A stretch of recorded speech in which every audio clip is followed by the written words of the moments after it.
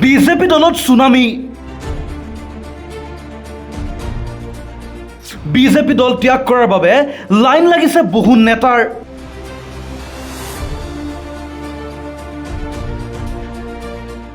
কংগ্ৰেছলৈ যাবলৈ হেতা ওপৰা লাগিছে বহু হাই প্ৰফাইল নেতাই।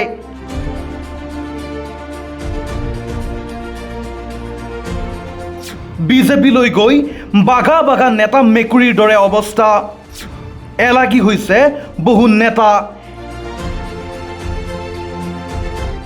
সেয়ে পুনৰ নিজৰ স্থান বিচাৰি হাবাধুৰি খাইছে বহু নেতাই। জ্যেষ্ঠ নেতাই এৰিলে বিজেপি। বিজেপি দল ত্যাগৰ যাত্ৰা আৰম্ভ কৰি দিছে দুই বিজেপি জ্যেষ্ঠ নেতাই। জ্যোতিষ্ঠিৰ গগৈ আৰু ভৱেন্দ্ৰনাথ মোহনে বিজেপি দল ত্যাগ কৰাৰ যাত্ৰা আৰম্ভ কৰিছে। বিলুপ্ত শদিয়া জিলাৰ প্ৰাক্তন সভাপতি আছিল জ্যোতিষ্ঠিৰ গগৈ আৰু ভৱেন্দ্ৰনাথ মোহন আছিল অবিভক্ত শিৱসাগৰ জিলাৰ প্ৰাক্তন সভাপতিৰ লগতে ৰাজ্যিক বিজেপি দল কাৰ্যনিৰ্বাহ কৰিছিল ভৱেন্দ্ৰনাথ মোহনে।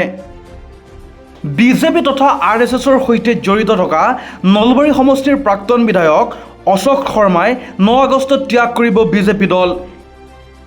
ইতিমধ্যে সংবাদ মাধ্যমযোগে আনুষ্ঠানিকভাৱে এই কথা সাদৰি কৰিছে প্ৰাক্তন জ্যেষ্ঠ বিধায়কগৰাকীয়ে। 2026 বিধানসভা নিৰ্বাচনৰ পূৰ্বে বিজেপি এৰি বহু নেতা যাত্ৰা কৰিব কংগ্ৰেছলৈ। লোকসভা নিৰ্বাচনৰ পূৰ্বে দেখা গৈছিল যে কংগ্ৰেছৰ পৰা নেতা পালি নেতাৰ বিজেপিলৈ যোগদানৰ সোঁত বৈছিল। এতিয়া বিজেপি আৰু বিজেপিৰ মিত্ৰদলৰ পৰা একাংশ নেতাক যোগদান কৰিবলৈ সাজু হৈছে প্ৰদেশ কংগ্ৰেছ।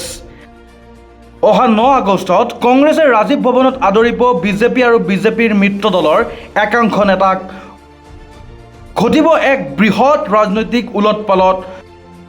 চৰ্চাত আছে বিজেপিত অৱহেলিত অনুভৱ কৰা প্ৰবীণ বিজেপি নেতাৰ নাম। এই বিস্ফোৰক মন্তব্য আগবঢ়াইছে ভূপেন বৰাই।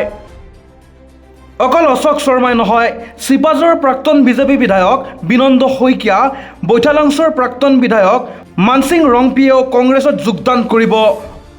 অগবৰ নেতা তথা কমলপুৰৰ প্ৰাক্তন বিধায়ক সত্যব্ৰত কলিতায়ো কংগ্ৰেছত যোগদান কৰাৰ পূৰ্ণ সম্ভাৱনা আছে। কংগ্ৰেছৰ ৰাষ্ট্ৰীয় নেতাৰ চূড়ান্ত অনুমোদন পালেই হ'ব এই যোগদান। প্ৰাক্তন মুখ্যমন্ত্ৰী প্ৰফুল্ল কুমাৰ মহন্তৰ পুত্ৰ শ্যামন্ত কাশ্যপেও কংগ্ৰেছত যোগদান কৰাৰ সম্ভাৱনা আছে। কংগ্ৰেছলৈ উভতি অহাৰ চৰ্চা চলিছে তৃণমূল কংগ্ৰেছৰ সভাপতি ৰিপুণ বৰাৰো। বিজেপি এৰি অসম জাতীয় পৰিষদত যোগদান কৰাৰ সম্ভাৱনা আছে ৰাজেন গোহাঁইৰ। পোনপটীয়াভাৱে কংগ্ৰেছত যোগদান কৰিব বিচৰা নাই পুৰণি বিজেপি নেতা তথা প্ৰাক্তন কেন্দ্ৰীয় মন্ত্ৰী ৰাজেন গোহাঁইয়ে। কংগ্ৰেছৰ পৰা গৈ বিজেপিত যোগদান কৰা বহুকেইজন নেতাই এতিয়া কংগ্ৰেছলৈ উভতি আহিব বিচাৰিছে বুলি সাদৰি কৰিছে অসম কংগ্ৰেছৰ শীৰ্ষ সূত্ৰই। News desk report, the opinion.